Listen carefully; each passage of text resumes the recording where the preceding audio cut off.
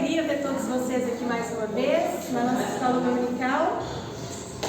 Depois do alimento físico, né, que foi bacana ali atrás, vamos para o alimento espiritual.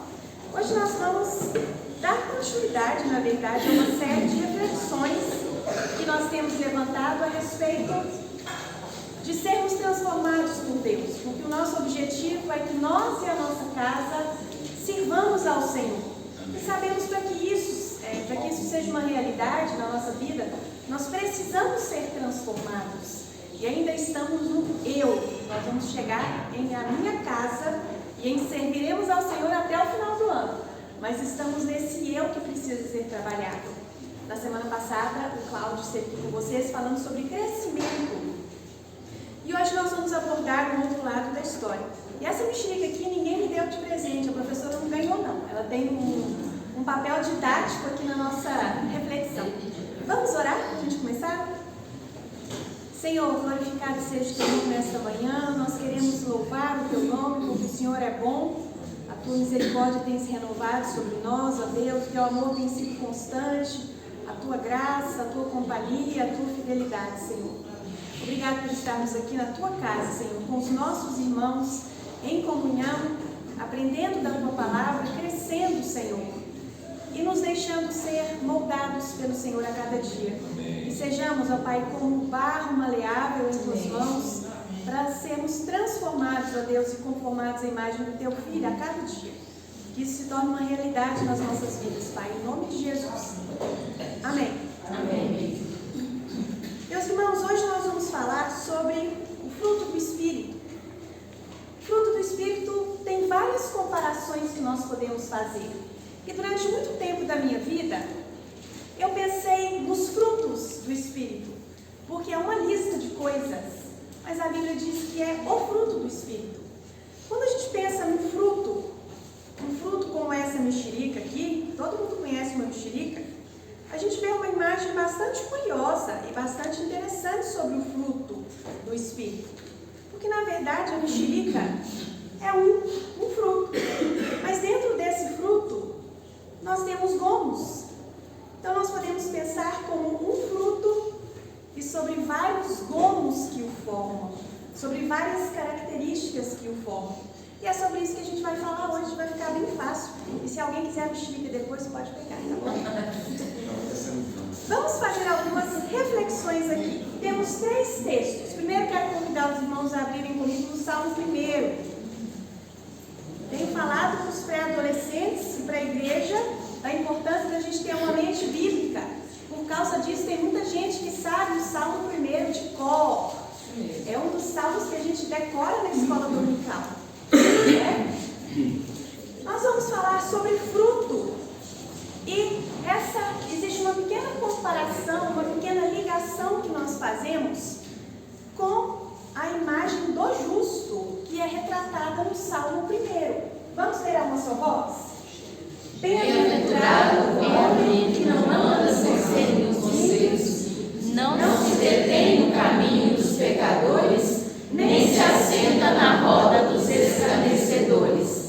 Antes seus prazeres na lei do Senhor, e na sua lei medita de dia e de noite. Pois será uma árvore plantada junto à corrente de águas, que morre no tempo da estação do fruto, cuja folhagem não murcha, e tudo que fizer será bem sucedido. Até aí, por favor. Nós falamos então no versículo 5 que ele é como uma árvore plantada junto à corrente de águas, que no devido tempo dá o seu fruto. Muito bem. Então agora nós vamos para Gálatas 5:22 para falar um pouco desse fruto. Gálatas 5:22. Nós vamos falar sobre o fruto do Espírito, que vai ser o nosso alvo nas próximas semanas. 22 e 23, exatamente. Gálatas 5, 22 e 23. Vamos a uma só voz? Mas o fruto do Espírito é amor, alegria, paz, longanimidade, benignidade,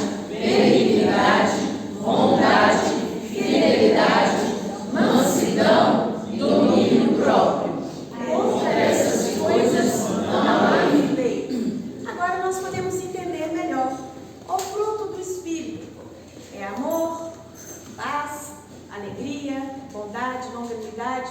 Contra essas coisas não há lei.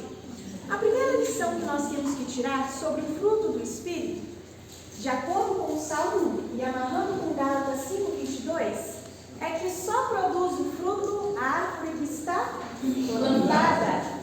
Se nós não estamos conectados, enraizados, ligados a Deus, sendo regados, alimentados constantemente, nós não seremos capazes de produzir frutos, não é verdade? E apenas uma palhinha para a aula que vem, na nossa reflexão, para a gente não atrasar o estudo da escola dominical, nós vamos ver um pouquinho sobre o primeiro fruto da lista que nós temos aí. Última passagem, Efésios 5:1 e 2. A gente vai avançar só um pouquinho na Bíblia, algumas páginas, para a gente poder fechar a nossa reflexão aqui. Efésios 5:1 e 2. Por que nós precisamos produzir frutos? Já sabemos, nós precisamos produzir frutos. Tem uma outra passagem bíblica que eu não vou ler hoje, mas que diz que aquele que não produz, a árvore que não produz fruto, ela é cortada e lançada fora. Nós vimos que nós produzimos frutos se nós estamos junto a correntes de águas plantadas, enraizados, erradicados. Vimos que o primeiro fruto é o amor, e agora nós vamos ver um pouquinho, dar uma pequena palhinha sobre o amor. Por que nós devemos amar e como que nós conseguimos fazer isso? Vamos lá? Efésios 5:1 e 2. Vamos ler a nossa voz? Sede, pois, imitadores de Deus, como filhos amados, e andai em amor, como também Cristo nos amou, e se entregou a si mesmo por nós, como oferta de sacrifício a Deus, em aroma suave. Nós vamos falar um pouco mais sobre o amor na semana que vem. Mas a primeira coisa que eu quero mostrar para vocês com esse texto é que a noção de amor bíblica bate de frente com a noção de amor que o mundo nos traz. A noção de amor que o mundo traz é voltada para nós mesmos. Ela é egoísta e busca os seus próprios interesses. A visão bíblica que nós vamos desenvolver no domingo que vem tem duas palavras principais, tem duas palavras fundamentais. Primeiro, nós fazemos isso porque nós somos imitadores de Deus, né? E devemos andar em amor. E andar em amor, andar, o verbo andar, na minha aula de português, da escola dominical, é um verbo de ligação, que indica algo que você está fazendo, né? É um verbo que se liga a uma ação. É uma coisa que você faz agora. Você permanece nisso. É um verbo que dá essa ideia de permanência, de continuidade e de que alguém é alguma coisa ou faz alguma coisa. Andar em amor não é andar agora e acabar. É você continuar andando. É o processo que a gente tem comentado bastante aqui. Andar, ele nos amou. E andai em amor, então é continuar amando hoje, amanhã, depois de amanhã, mês que vem, semana que vem. Se eu for incomodado, se eu for magoado, se eu for entristecido, se eu for decepcionado, por aí vai. E se entregou a si mesmo por nós como oferta é sacrifício. A gente vê que o amor bíblico é o contrário do amor que se prega por aí. Porque ele é constante e ele se oferece e se sacrifica. E nós vamos falar mais sobre isso. Mas nós precisamos, meus irmãos, pensar que essas coisas, embora venham do nosso Pai, elas exigem a nossa ação. Então, nós fomos criados para dar fruto. Deus nos escolheu para dar frutos. E esses frutos nós conseguimos gerar se nós estamos no Pai. Né? Que vocês, então, para essa semana, pensem: eu estou produzindo frutos? Eu estou arraigado no Pai? Eu estou sendo alimentado pelo Pai? E fica a reflexão: se não está, então volte-se para os ribeiros de água. Né? Seja como árvore plantada que no devido tempo dá o seu fruto. Como é que a gente faz isso? Buscando ao Senhor. A gente tem falado constantemente isso nas mensagens de domingo, nas reflexões de escola dominical. devemos buscar ao Senhor, nos humilhar, nos arrependermos dos nossos maus atos e levarmos uma vida reta diante do Pai. Estamos sendo constantemente alertados sobre isso. Resta a nós nos deixarmos moldar e sermos trabalhados pelo Espírito Santo do Senhor, né? Que sejamos. Deus nos abençoe para isso. Amém. Vou tirar o mexerique para o pastor não ficar cheirando mexerique. Eu não tem bala não, mas tem. Gente, bom dia. Que bom que nós estamos juntos. Vamos pensar em alguns motivos de oração que nós temos. Vamos começar daqui, né, nessa lista de fileira aqui. Alguém tem? Nós tivemos uma notícia boa, né, Kenneth? Que estava achando que o pai estava com um problema no coração e descobriu agora que não é, né? Graças a Deus. Então, está fazendo tratamento, né? São? Porque eles fazem uma piedade, no dia de ontem, que deu a terceira derrame cerebral, e estão procurando porque até outra coisa. Filha da Dona Piedade. Não, a Dona Piedade. Hã? A Dona Piedade. Ela é tia de homem. A tia de homem. Teve até ontem, está do A mesmo jeito. mãe de Anete. Está do mesmo jeito e não acharam nada ainda. Vamos orar. Betinha?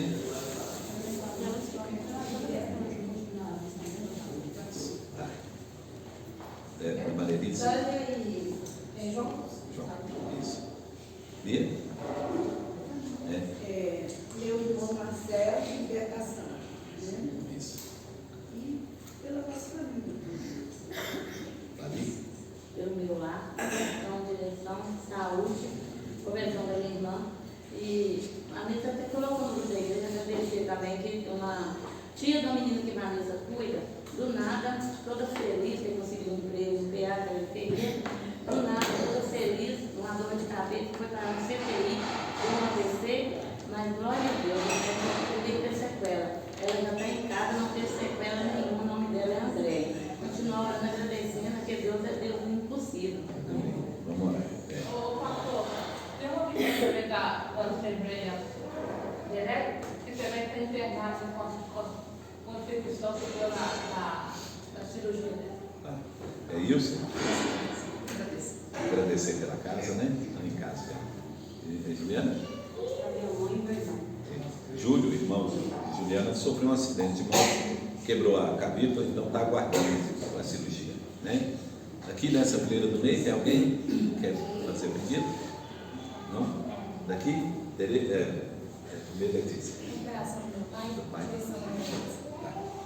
Tereza? Eu converso com a minha família, com várias pessoas que têm também de saúde, e pelo que falo aqui depois das meus pais. Ivone? Para minha família. Isso. Então tá. Vamos orar então? Vamos pedir a Deus, né? A graça dele. Mais um ano de vida também. Ah, é? É hoje, olha? Amanhã, né? Então, vai agradecer a Deus também. Mais um ano de vida para o pai. E é fazendo 50. Pode dizer, né? 50 anos. Vamos orar então? Pai, nós queremos, Senhor, te agradecer pelo privilégio que nos dá de reunir nessa manhã para estudar a tua palavra, alimentar, Senhor, espiritualmente. E queremos pedir, ó Deus, que aplique a tua palavra ao nosso coração, ó Deus, que em todos os momentos aqui, em cada classe, ó Deus, que o Senhor esteja pondo, Senhor, a iluminação do teu Espírito Santo no nosso coração, para podermos compreender a tua palavra, a tua vontade, Senhor, o teu propósito para a nossa vida. Te louvamos, ó Deus, por tudo que o Senhor tem feito por nós, ó Deus, por tua misericórdia, Senhor, na nossa vida. E agora, Pai, queremos colocar esses motivos de oração que foram apresentados aqui, todos, Senhor, diante do teu altar. Nós cremos, ó Deus, que o Senhor é um Deus poderoso, que pode fazer mais do que nós pensamos e pedimos. Então, Senhor, colocamos, ó Deus, nossas vidas nas tuas mãos, e cada um desses pedidos, cada um desses irmãos, ó Deus, que necessitam de uma graça especial do Senhor. Abençoa-os, ó Deus, derramando, Senhor, uma porção do teu poder, Senhor, sobre a vida de cada um deles, Pai. Restaura, Senhor, a saúde, liberta, Senhor, aqueles que estão presos, ó Deus, nas garras do maligno, em vícios, ó Deus, e dá, Senhor, também a oportunidade de conhecê-lo como Senhor e Salvador. Ó Deus, muito obrigado também pelas bênçãos que temos recebido. Oramos, Pai, no nome de Jesus. Amém. Então nós vamos separar para o estudo, né? Pessoal, só vou dar um ajustezinho. Eu percebi que tinha algumas pessoas perdidas com a sala da escola dominical, certo? As crianças estão indo para a Quênia? Isso. Beleza. Aí, 10 anos até 15 anos, vão estar indo ali com a Letícia. A Aline, ok? Tá certo? Hoje especificamente, os adolescentes e os jovens vão ali comigo então. Depois de 15, né? Depois de 15 para frente. Beleza? E os adultos aqui. Os adultos, vão passar. Nós vamos abrir nossas Bíblias, então, na carta de Paulo aos Romanos, no capítulo de número 6. Romanos, capítulo de número 6.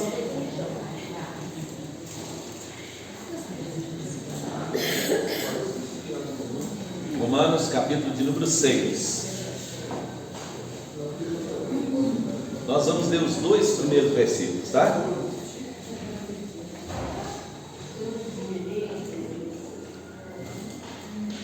Carta de Paulo aos Romanos, capítulo de número 6. Irmãos, nós estamos tomando café todo domingo aqui na igreja agora, né, de manhã. Então, quero convidar você para vir tomar café conosco. E se você tiver condição, traz alguma coisinha para a gente tomar café junto aí, tá? Mas todo domingo, 8h30 da manhã, nós começamos o café. Tá? Então, bem mais cedo um pouquinho, toma café conosco. Vale a pena. Vale a pena, né? Hoje, 6. Hoje, ontem nós tivemos papo de homem e teve vaca atolada. Bom, né, gente? Né, vaca? Eu não resisti, eu tive que comer vaca atolada agora de manhã também. Né? Aproveitou, sobrou. Já serviu o café da manhã. Do café da manhã. Então, Romanos 6, irmãos, só os 2 primeiros versículos diz assim: que diremos, pois? Permaneceremos no pecado para que a graça, para que seja a graça mais abundante? De modo nenhum. Como viveremos ainda no pecado, nós os que para ele morremos? Então, lemos até o versículo de número 2. Irmãos, eu quero pedir os irmãos para abrirem suas Bíblias aí no capítulo 1. Eu vou só dar uma recapitulação assim, do que cada capítulo falou, né? Pra gente, vamos lembrar aqui, irmãos, que a carta, ela não era dividida em capítulos assim, nem em versículos, como a gente tem hoje. Era uma carta só, como se fosse uma carta escrita, quando nós escrevemos uma carta para alguém. Então, assim, ela segue a sequência, ela vai desenvolvendo um pensamento. Então, ele começou no capítulo 1 e vai até o capítulo 16, desenvolvendo um pensamento só.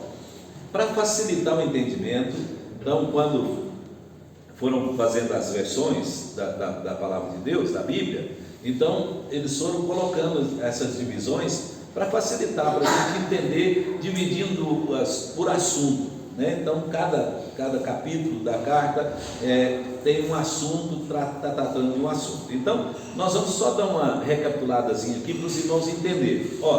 O capítulo 1 nós tivemos a apresentação de Paulo para a igreja de Roma. Paulo não era da igreja de Roma, não conhecia a igreja de Roma, ele estava em viagem, escreveu a carta em Corinto, e quem levou essa carta para a igreja de Roma foi uma mulher que servia a igreja lá, chamada Febe. Ela levou a carta Paulo foi posteriormente a Roma. Paulo pensava ir em Roma solto, em liberdade, para poder viajar de lá para a Espanha, mas nós sabemos pela história bíblica que Paulo foi em Roma preso, né? Mas a carta chegou antes. E os irmãos que receberam a carta, então leram-na e entenderam tudo aquilo que Paulo queria mostrar para eles na carta. Então Paulo estava fazendo uma alta apresentação daquilo que ele cria e como ele cria. Então ele escreveu essa carta. Aí no capítulo 1, então, o tema da carta se encontra nos versículos 16 até o versículo 18, onde ele fala que o Evangelho de Deus é o poder para a salvação de todo aquele que crê. Então ele está dizendo assim, que Deus usa o Evangelho para a salvação das pessoas. E aí ele vai mostrar por que Deus usa o Evangelho. Qual a razão de Deus usar o Evangelho? Então, seguindo no capítulo 1, ele mostra assim, que as pessoas, todas as pessoas todo mundo estão debaixo da ira de Deus. E eles estão debaixo da ira de Deus por causa dos seus pecados. E aí ele mostra que há uma divisão na humanidade entre judeus e gentios, lá naquela época era assim. Então quem não era de nacionalidade judaica, né, então, que era considerado gentio, também estava debaixo da ira de Deus. Os judeus tinham conhecimento da palavra, mas os gentios não a tinham. Mas mesmo assim, eles eram responsáveis diante de Deus, porque Deus trouxe uma revelação natural para que eles pudessem conhecer, que é por meio da natureza das obras que Deus criou. Então, todo homem estava debaixo do juízo de Deus, por causa dos seus pecados. E os pecados dividiram em duas áreas. Primeiro, os pecados que eram cometidos contra Deus. E segundo, os pecados que foram cometidos contra o próximo.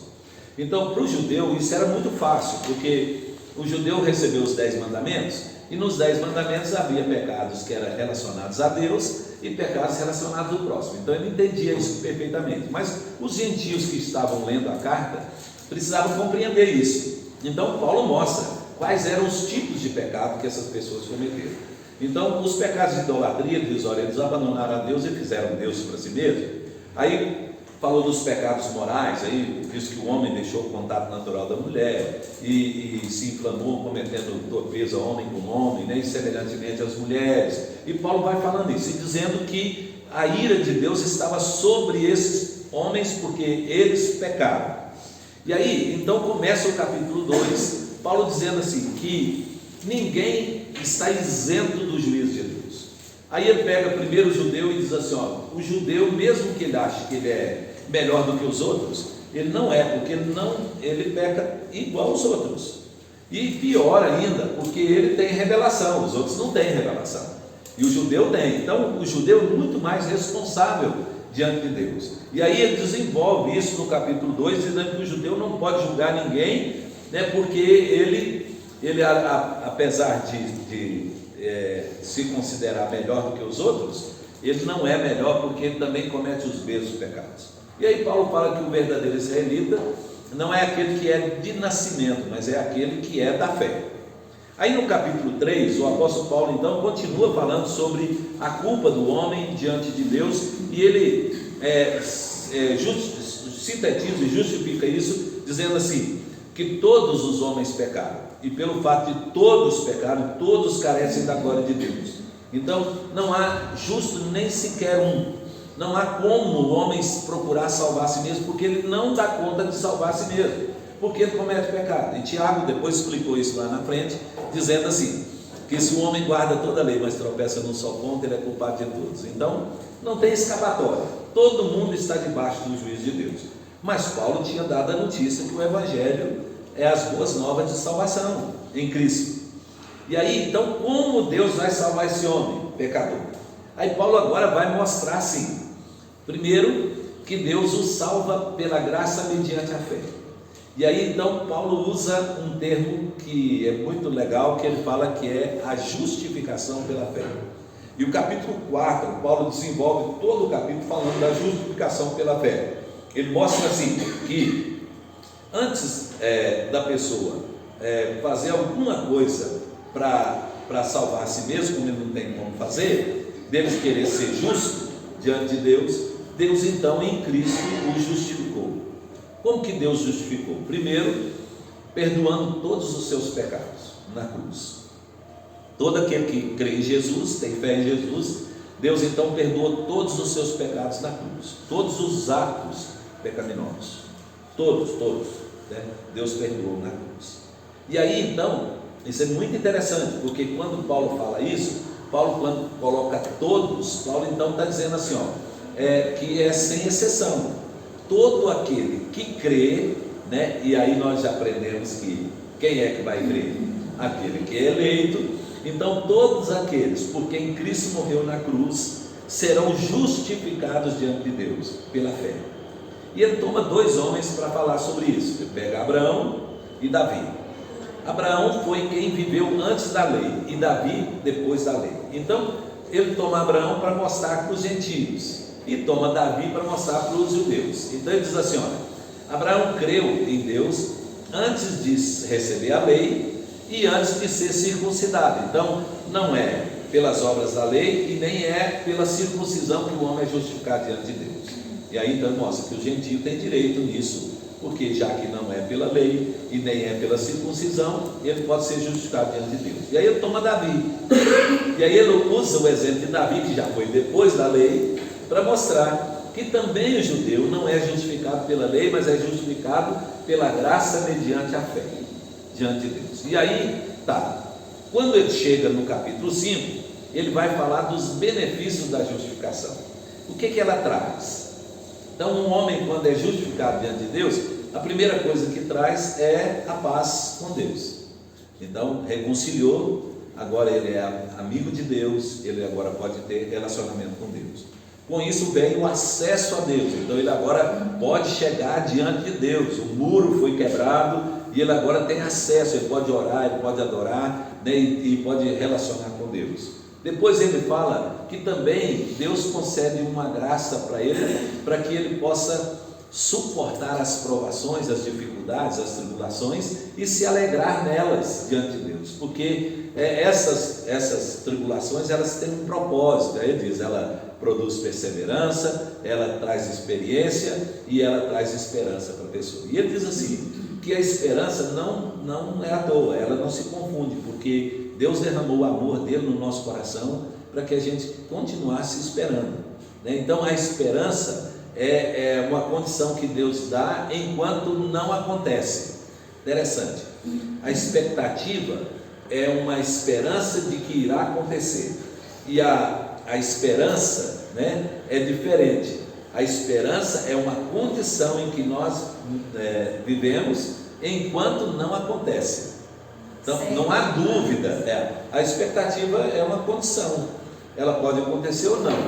A esperança é diferente, a esperança é a certeza, né? E aí, se é certeza, então eu mantenho esperando enquanto não acontece. Isso é muito bacana, né? Então, quando a Bíblia diz assim que a fé é a certeza das coisas que se esperam, está dizendo assim, é convicção, é certeza, né, que eu tenho de que vai acontecer. Então vai acontecer, porque Deus falou que vai acontecer, tá? Aí, ele terminando isso, ele vai mostrar agora então por que todo homem precisa da salvação, porque todo homem está debaixo do juízo de Deus. Aí ele vai tomar o pecado de Adão e usar o pecado de Adão como exemplo para nós. Ele diz assim, Adão foi o primeiro homem que pecou, e pelo pecado de Adão, por causa da representação, Adão era o representante, todos os que nasceram de Adão nasceram com o pecado. E aí ele faz uma diferença entre pecado e pecados. Então, veja, pecado tem a ver com a natureza, e pecados com atitudes. Porque uma pessoa tem o pecado, ele então comete pecados, porque ele tem uma natureza, ele tem então atitudes dessa natureza. Então Paulo diz aqui no texto que Adão transferiu isso aqui pelo seu pecado, foi um único pecado. Ninguém cometeu o mesmo pecado de Adão, ninguém comeu do fruto da árvore do conhecimento do bem e do mal, só Adão comeu. Mas a desobediência, que foi o ato de comer do fruto, essa desobediência, ela trouxe para dentro do homem uma natureza pecaminosa, né, que Paulo chama de o pecado. Então olha que coisa interessante, porque nós temos essa natureza pecaminosa dentro de nós cometemos então atitudes pecaminosas. E aí, veja, a justificação, ela trata dos pecados. Então, quando ele pega Cristo e mostra a morte de Cristo, né, na cruz, por nós, pelos nossos pecados, então ele está dizendo assim, que quando Cristo morreu, ele pagou as nossas atitudes pecaminosas. Está tranquilo aí, gente? Tá. E como Deus vai tratar com a questão do pecado? Então, Deus só trata do pecado colocando a gente na cruz. Então, o sangue de Cristo trata os pecados. A cruz trata a natureza. Aí, então, Paulo vai desenvolver isso agora. A partir do capítulo 6, ele vai desenvolver essa ideia aqui. Então, quando Adão pecou, né, mostramos para os irmãos aqui, até fizemos o desenho, né, o círculos, e vou fazer de novo aqui, que ajuda muito, né? Então, aqui é o espírito, aqui é a alma e aqui é o corpo. Então, quando Adão pecou, o que morreu foi a natureza espiritual de Adão, que era aquela comunhão que ele tinha com Deus, o relacionamento que ele tinha com Deus, as obras que ele fazia para Deus, né? Então tudo isso aqui morreu. Como Deus é espírito, o homem só pode relacionar com Deus espiritualmente. O que aconteceu então com os descendentes de Adão? Todos eles nasceram espiritualmente mortos, então ninguém relacionava com Deus. Por não relacionar com Deus, diz Paulo, eles fizeram deuses para si mesmos. Uma questão lógica.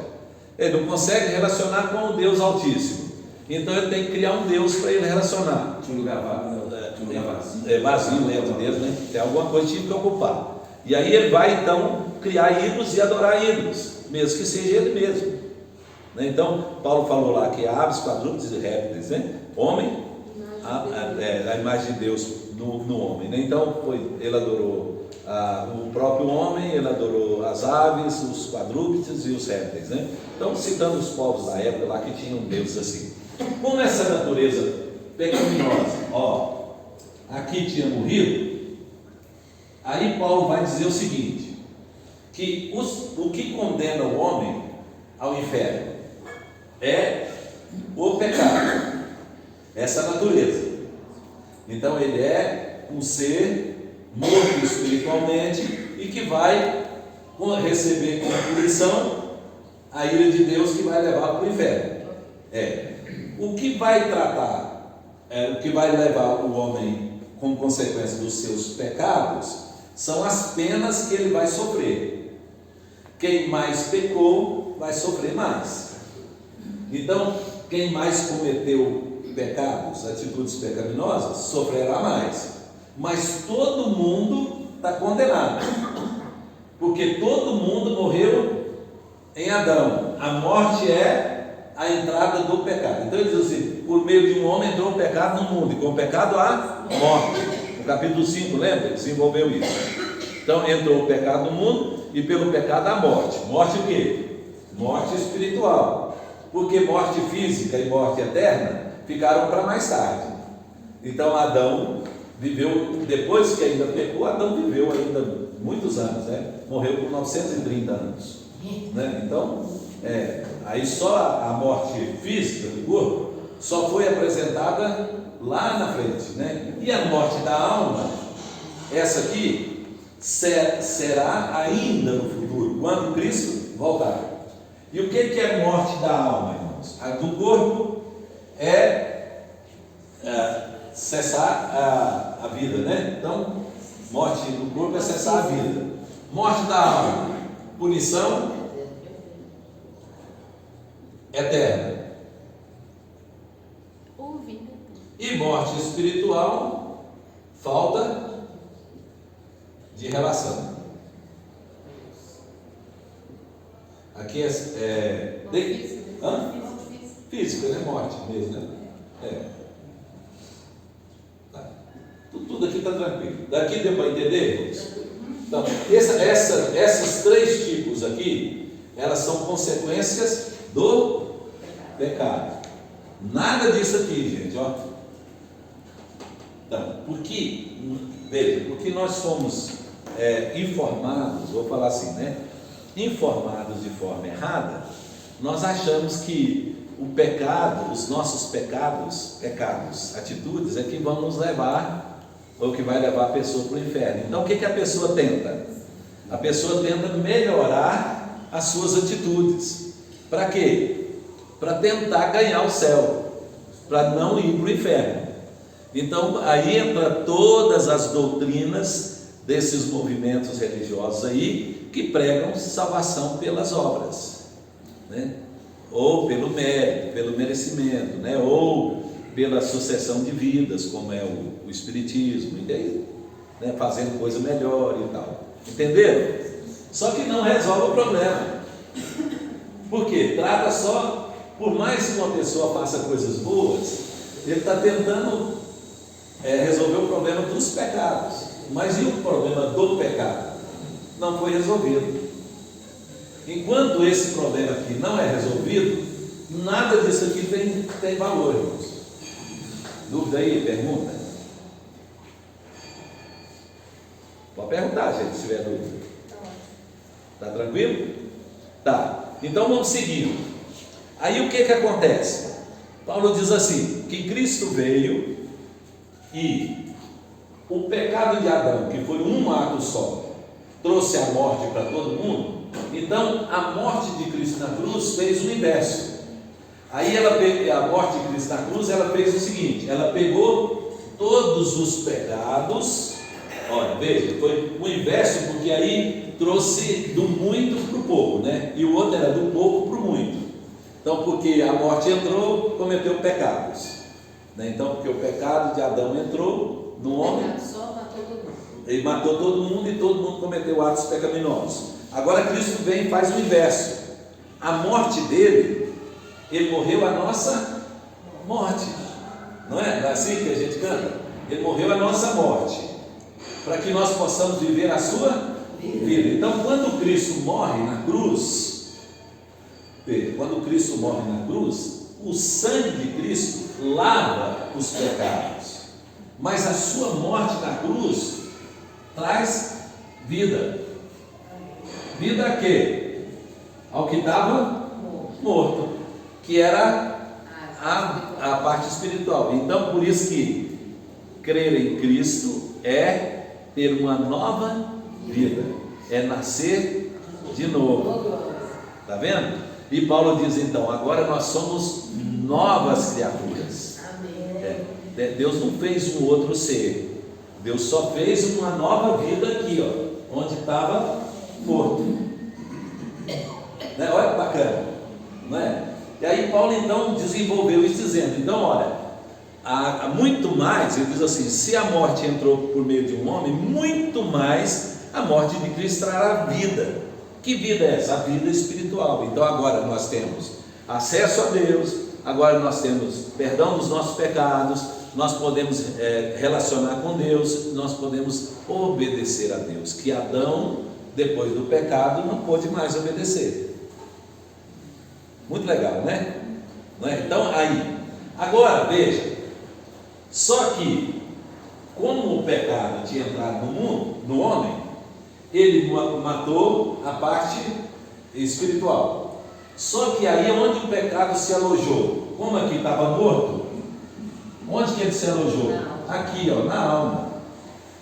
Então a alma é a nossa sede dos pensamentos, da racionalidade, da vontade, das emoções. Então em toda essa área o pecado está alojado. Então a morte de Cristo na cruz, ela não matou o pecado, ela deu vida. Por isso que nós temos em nós o novo e o velho homem. Quem é o novo homem? O Espírito. E quem é o velho homem? O pecado. Então Deus não nos livrou do pecado, da presença do pecado. Deus nos livrou do poder do pecado. Então agora no capítulo 6 vai desenvolver isso, não é? Então ele diz, agora nós não estamos mais debaixo do poder do pecado, da escravidão do pecado. Porque como o pecado estava na alma, todas as atitudes do homem estavam envolvidas e motivadas pelo pecado, que a Bíblia também chama de carne. Carne aqui não é corpo, né? As obras da carne são as obras da natureza pecaminosa que está na alma, influenciando o homem a pecar. Por isso que Jesus falou assim: o espírito está pronto, mas o que é fraco? A carne. Por que a carne é fraca? Porque é ela que leva ao pecado. Isso é precioso demais, isso é maravilhoso, né? O entendimento que Deus nos dá. Isso. Então, o novo homem é o espírito, é a vida espiritual que é estabelecida na minha vida e que passa a dominar a minha alma. Nós vamos chegar lá. Vamos chegar lá. Porque o novo homem é chamado também de homem espiritual, é chamado de nova vida, é chamado de espírito, de espírito. Né? Então, tudo isso é a parte espiritual que Deus deu agora. Esse novo homem nasceu e agora ele vai crescer, né? Então, como uma criança nasce, ele vai crescer à medida que vai relacionando com Deus. E aí, a influência desse novo homem, que é o homem espiritual aqui, sobre a alma e sobre o corpo, vai ser à medida em que o novo homem vai crescendo, né? Então, Paulo fala para a gente despir do velho, tirar a roupa do velho e vestir o novo. Então, ele não está dizendo assim: olha, você precisa melhorar o velho. Não, é o contrário. O velho tem que morrer. Então ele fala: fazer morrer, pois, a vossa velha natureza. Então tem que morrer o velho para que o novo cresça. Então, se o velho não morre, o novo não cresce. Então, por isso que a gente vê pessoas que estão há muitos anos na igreja e continuam nas mesmas atitudes, não muda nada, gente. Por que não muda nada? Porque o velho homem continua ativo, vivo, agindo, né? Essa transformação do velho, né? Matar o velho, alimentar o novo, tem a ver com santificação? É pela santificação. Tudo isso aí, né? É pela santificação. Então, até aqui, gente, vamos pensar, até nesse momento aqui, Cristo fez por nós. Agora, a partir de agora, que eu já tenho uma nova vida, então agora eu vou fazer, né? Então, a justificação é aquilo que Ele fez por nós, e a santificação é o que nós fazemos para Ele. Pessoal, Jesus justificou o pecado de Adão. E nós, isso. E as atitudes que o pecado de Adão. Porque quando você é justificado e liberto na justificação, aí você tem uma nova atitude, que é de não pecar mais, que é a segunda parte que você falou. Sim. Isso só Jesus nos proibiu de todo pecado, né? Pois é, aí eu não peco na parte espiritual. Exatamente, aí você perde o desejo de se santificar. Sim, aí a partir daí. Porque vai ter uma relação, nós vamos mostrar isso agora, essa relação, né?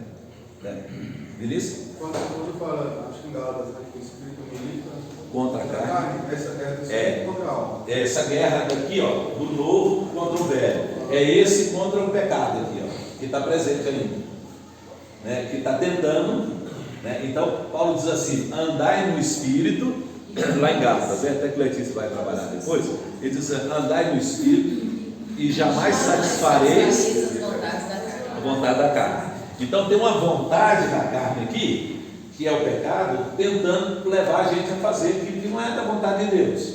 Mas aí Paulo diz assim: ao invés de você obedecer essa vontade da carne, andar na carne, você anda no Espírito. Então, às vezes a gente lê lá e pensa que o Espírito ali, porque está de letra maiúscula, a gente acha que é o Espírito de Deus, né? Mas no grego não tem maiúsculo e minúsculo. Então, só o tradutor é que colocou, porque ele interpretou que era assim, né?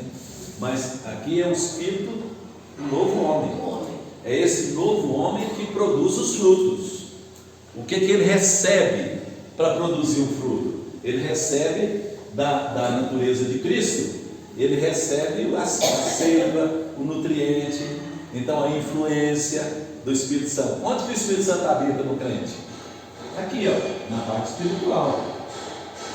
E é ele então que motiva, que ilumina, que incentiva, tá? Que nutre, para a gente poder agir. Mas quem é que vai agir? Então eu vou agir no Espírito. No caso, dá lugar ao Espírito Santo, né? Então aí é sempre assim. O Espírito Santo, gente, muito interessante, porque o Espírito Santo ele não força ninguém a fazer. Por quê? Porque senão a pessoa fica desculpável. Veja bem, se eu falar assim, eu até queria, mas né, foi fraco, o Espírito Santo não agiu, então, né, entendeu? Então ninguém tem desculpa, porque todo o poder, o potencial para dar o fruto está em mim. Deus possibilitou, não é? Então quem está ligado ao tronco tem todo o potencial para produzir o fruto. Não tem? Por isso a responsabilidade. Aí Deus fala assim: se ele não dá fruto, então corta. Não é? Porque ele tem todo o potencial para produzir o fruto, mas ele não produz, então aí tem que ser cortado, porque não é. Primeiro que lá. Pegando essa linha de raciocínio, a gente precisa ser um cuidadoso, precisando transformar esse espiritismo. Né? João Batista estava batizando, Jesus passou lá e ele dizia: importa que ele cresça nessa ordem. Isso. E eu diminuo.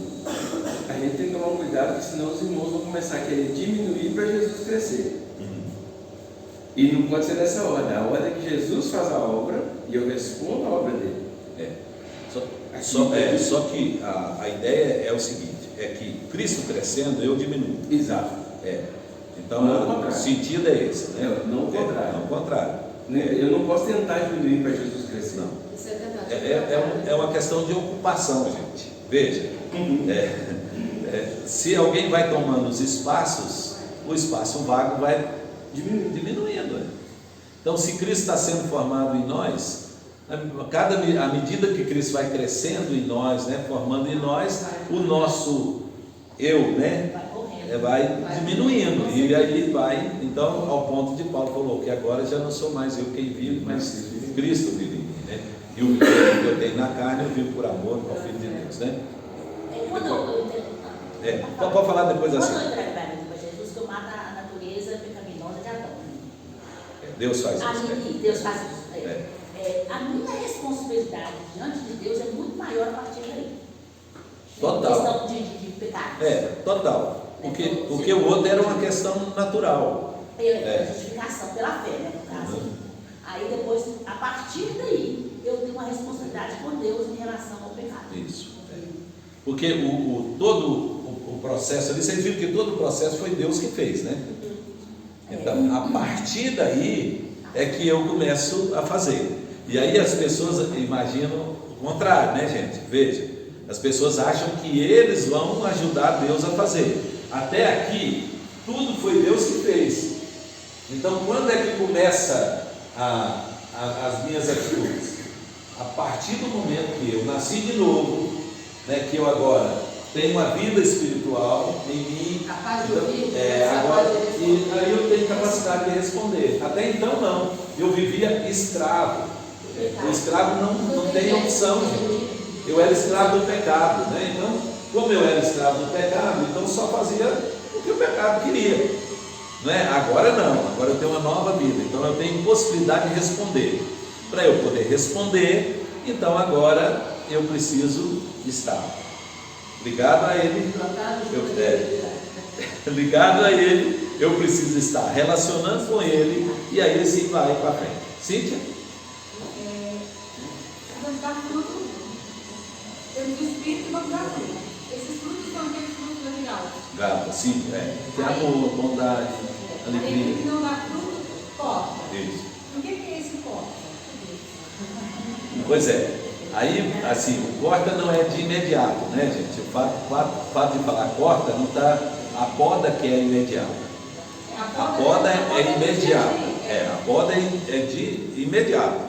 Mas o cortar e lançar fora, aí nós temos vários outros textos que mostram isso, né? Jesus falou, deixa mais um ano para esperar para ver se vai produzir. Lembra da figueira plantada na videira? Jesus falou assim, não arranca o joio antes de produzir do final, né, do tempo da colheita, porque senão pode correr o risco de arrancar o trigo junto com o joio. E aí, então tem um monte de texto que vai ligar para aquele dia. Então qual que é o dia do cortar? É o dia da volta de Jesus, né? Aí no caso, na verdade, não é perder salvação, é separar aqueles que são salvos daqueles que não são salvos. Porque quem não está produzindo é porque não é. Porque não é. É isso que ele fala, quem não produz é porque não é. Então arranca, né, e lança no fogo. Por isso que João Batista pregando diz, produzir frutos de arrependimento. O machado está na raiz da árvore, não é? Então todo ramo que não produz fruto, ele corta, apanha, seca e lança no fogo, né? Então a gente, todo o texto, isso é bom para a gente explicar, gente. Houve uma confusão, uma palavra até foi do pastor Hernandes uma vez. O pastor Hernandes falou sobre batismo com fogo, né? E aí houve uma confusão porque o movimento pentecostal achou que o pastor Hernandes estava falando de batismo com segunda bênção do Espírito Santo. Não é, né? Ele estava falando assim, que nossa vida pode ser renovada quando o Espírito Santo quanto mais o Espírito Santo está agindo em nós, né? Porque todo texto, né, que nas Escrituras que está ligado a fogo é juízo. Então Jesus batiza com o Espírito Santo o crente e batiza o ímpio com fogo. Então fogo é juízo eterno. Vamos lembrar o texto lá? É de João mesmo, lá Mateus, né, 3. Ele diz assim, o machado já está posto à raiz das árvores, né?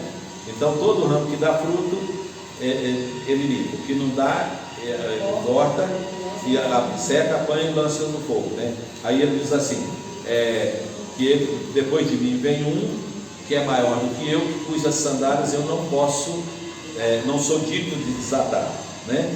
Ele vos batizará com o Espírito Santo e com fogo. Então o Espírito Santo é quem? O crente. O crente só é crente porque foi batizado com o Espírito Santo. Eu preciso receber o dom do Espírito Santo, que é o Espírito, para eu crer. Então pronto. E o fogo? Então a gente fica achando que o Espírito Santo e fogo é para o crente. Não é, não. O Espírito Santo é o juízo. Porque está ligado ao contexto. Olha o contexto. Hã? Próximo versículo Vai. Já está posto o machado à raiz das árvores. Toda árvore, pois, que não produz bom fruto, é cortada e lançada ao fogo. Então, o contexto deixa claro, né? Então, quem é que é batizado com o Espírito Santo? O eleito, o crente. E quem é batizado com fogo? O 12, agora que eu fiz prestar atenção. Ele trará a pá em sua mão e separará o trigo da palha. Recolherá no celeiro o seu trigo e queimará a palha no fogo, que jamais se apaga. Fogo inextinguível, né? Tranquilo aí, gente?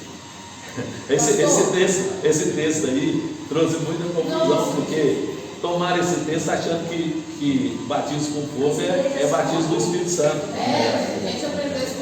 O versículo vai em Romanos 6, eu sei que você vai chegar lá, mas só para. O versículo 16 do capítulo 6 diz assim: que aquele a quem a gente se entrega para obedecer, a gente se torna escravo daquilo, ou da obediência que leva a vida, ou da desobediência que leva a morte. Essa desobediência aqui no caso é para o ímpio. Não, esse aí o crente está falando. O crente mesmo. Ele está dizendo assim, o crente vai obedecer. Ele não é mais escravo do pecado. Nós vamos desenvolver isso, tá? Ele não é mais escravo do pecado. Como ele não é escravo do pecado, ele não tem que obedecer o pecado. Então, se ele está obedecendo o pecado, é porque ele não é. É porque ele não é. Porque se ele está obedecendo o pecado com o Senhor, né? Então, e aí é justamente o que ele vai falar nos dois primeiros versículos aqui. Tem mais uma pergunta aqui que alguém ia fazendo? Seu Jonas. Isso é muito profundo demais. O negócio seguinte é igual, por exemplo, a Bíblia fala que Deus olha o coração, cai no teu coração. Então a pessoa fica preocupada, tem muita gente que quer produzir frutos, né? Mas a pessoa às vezes tem dificuldade. O tal relacionamento, no início disse que a justificação proporciona um relacionamento, né? Então a pessoa tendo esse conhecimento, que talvez são poucos que têm isso, que a maioria não entende isso, nem quer ouvir. A própria Bíblia fala que o ouvido deles, eles ficaram contrariados em ouvir essas coisas. Então eu vou aguardar mais. Vai mais para frente. Aonde nós vamos chegar? Porque a pessoa precisa ter paz. Né? Porque do capítulo 6, se eu já dizia Romanos, até o capítulo 8, Paulo vai mostrar agora sim, nós somos justificados, então agora como que deve acontecer com a gente? Então, uma vez que eu fui justificado por Cristo, então eu fui perdoado, eu agora nasci de novo, eu tenho uma nova vida agora, então como que deve ser essa nova vida? Né? Então ele vai desenvolver isso. Por isso ele começa o versículo perguntando assim: olha, e aí então? Nós haveremos de pecar para que a graça seja mais abundante? Por quê? Porque ele falou lá que onde abundou o pecado, superabundou a graça. Então Paulo pensou que alguém poderia perguntar isso para ele, ou dizer isso para ele, falou assim: uai, mas então, já que é assim, é melhor a gente pecar, uai, porque aí, quanto mais eu pecar, mais graça vem e Deus vai ser mais glorificado. Quem que ama mais? Lembra da pergunta que Jesus fez para o fariseu? Quem ama mais? O que foi perdoado pouco ou o que foi perdoado muito? Então, essa vez é bom, então vamos pecar abundantemente, porque quanto mais a gente pecar, mais graça, mais bênção vem sobre nós, e mais amar Deus. Isso, mais vai glorificar Deus, mais vai amar Deus. Aí Paulo fala assim: não, de modo nenhum. Aí Paulo já responde. Aí ele vai justificar o modo de modo nenhum. Né? Por que de modo nenhum? Olha o versículo. Ele diz assim: como nós vamos continuar no pecado se nós morremos para ele? Então veja, se eu já morri com Cristo na cruz, que é o que ele vai desenvolver agora total. Todo o capítulo 6 ele vai mostrar isso, que Deus me pôs na cruz com Cristo. Então houve uma identificação minha com Cristo. Ontem eu brinquei com os meninos lá em casa falando que isso é uma simbiose. A simbiose é pegar dois seres e transformar num só, né? Então eu e Cristo agora juntei. Então se eu estava junto com Cristo na cruz, então quando Cristo morreu, eu também morri. Eu morri para quê? Para o pecado. Então se eu morri para o pecado, eu não posso agora viver pecando. É uma questão lógica, não é? Porque se eu morri para Ele e agora eu estou vivo para Cristo, como é que eu posso então continuar pecando? Tá. Aí eu quero, só para a gente, o nosso horário, se a voz é contra mim. Então eu vou só fazer um resumezinho aqui para a gente pensar nas consequências disso. Veja, Paulo não está dizendo aqui, irmãos, que agora o crente não comete pecado. Não é isso que ele está dizendo, né? Então, o fato de eu ter uma nova vida em Cristo, como ela está aqui dentro, ela não automaticamente anulou o que está aqui na alma. Porque se a nova vida em Cristo tivesse anulado toda a influência do velho homem na alma, aí o crente não pecaria mais. Como os pecados são feitos na alma e no corpo, então, como ainda existe o velho homem dentro de mim, então não há possibilidade de um homem, um crente, viver sem cometer pecado. Então ele vai cometer pecado, certo? Segunda coisa, Paulo também não está dizendo aqui, irmãos, que vai chegar um tempo na vida do crente em que ele não mais vai cometer pecado aqui na terra. Também não é uma questão de crescimento até chegar o ponto de dizer assim: não vou cometer, porque Deus está tirando de nós o poder do pecado e não a presença do pecado, e Deus tirou de nós também o castigo do pecado, a punição do pecado. Então nós estamos livres da punição e livres do poder do pecado, mas nós não estamos livres da presença dele na nossa vida. E as consequências vêm disso, né? Vinícius? Paulo fala, acho que em Efésios, que uma coisa eu faço, eu faço capítulo 7. Ele está buscando uma perfeição. Não, Filipenses. Ele fala assim, não sei se eu alcancei a perfeição, mas busco alcançá-la. Como isso foi em paralelo a tudo isso que eu tenho falado? Entendeu minha dúvida? Pois é. Como que é essa questão de buscar a perfeição? E essa nossa contra... Pois é, aí se você olhar lá no texto, Filipenses 3, né? Capítulo 3, se não me engano, versículo 12, se não me falha a memória. Ele fala assim, ele começa o texto dizendo assim, não que eu já tenha obtido, né? A perfeição, mas uma coisa faço, esquecendo-me para as coisas e avançando para as que estão diante de mim. Olha a interpretação, quer ver? Olha a interpretação como muda tudo. Paulo diz assim, olha aqui, gente, a Bíblia é a Bíblia, né? Você achou o texto? Filipenses 3:12.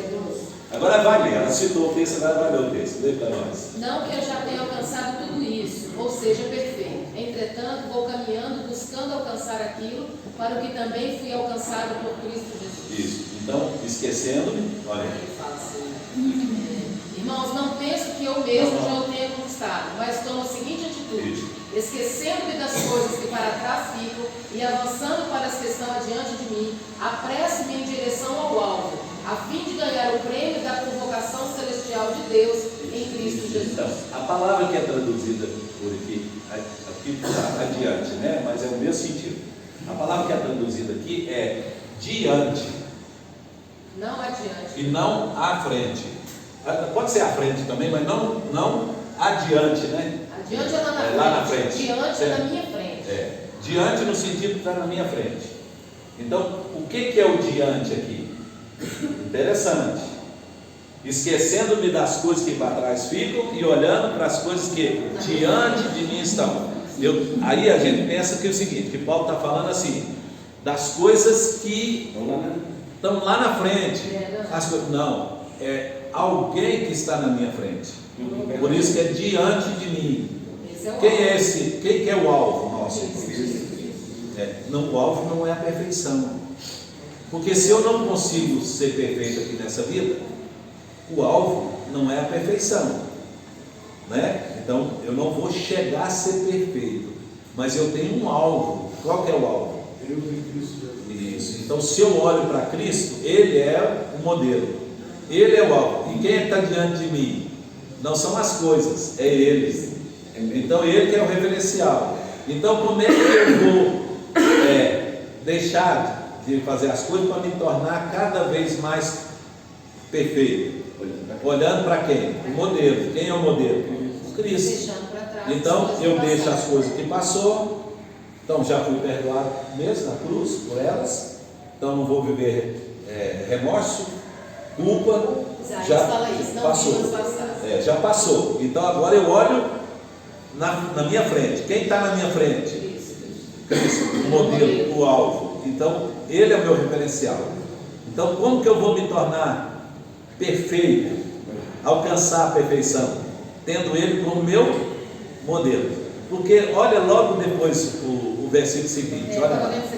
Por isso, todos nós que alcançamos a maturidade espiritual devemos pensar. E aí no texto da tradução nossa, todos nós que já somos perfeitos.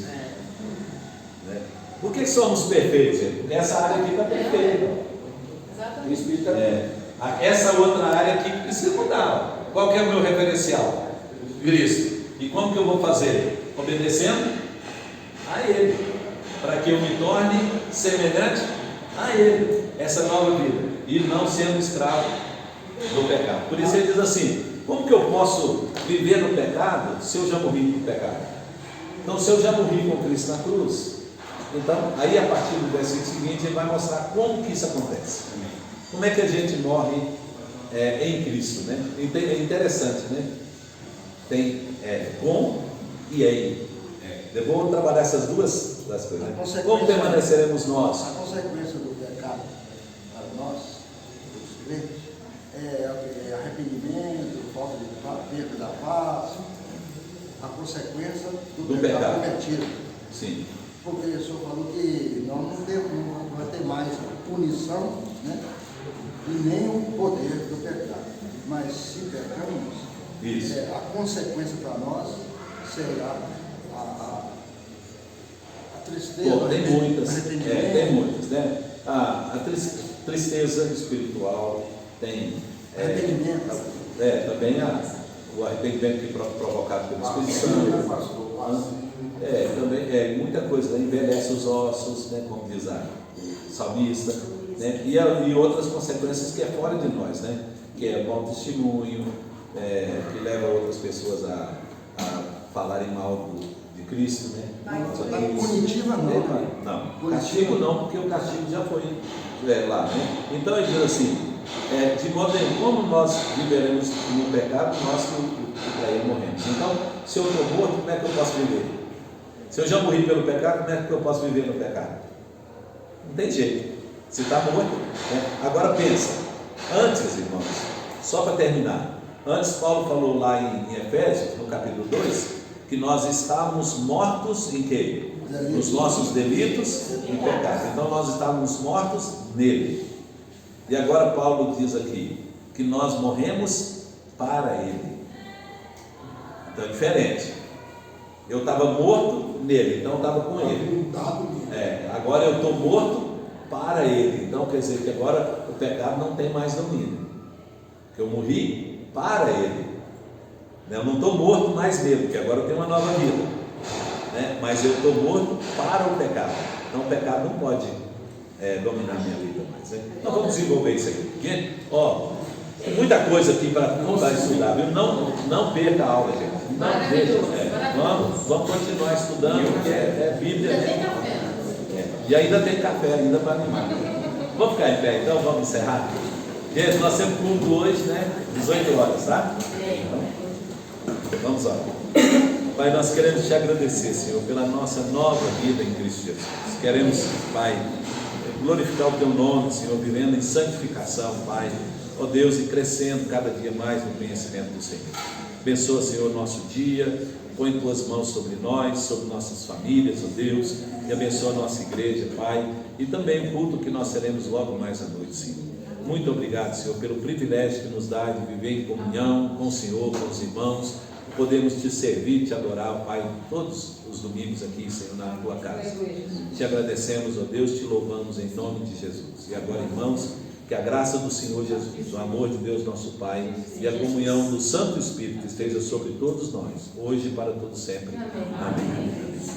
Deus abençoe a todos, um bom dia.